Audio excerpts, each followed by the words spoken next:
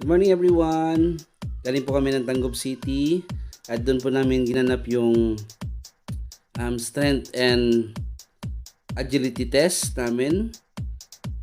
Napakaganda ng place yun. Nakakaya pa rin natin na mag sit up ng ilan, pero yun nga, kinakaya pa rin. Then yun, pagod na, kaya hindi na kinaya. Yun, tumayo na. Yun, kita mo sila, dami, ganyan kami mag strength and agility test. Every year po yan.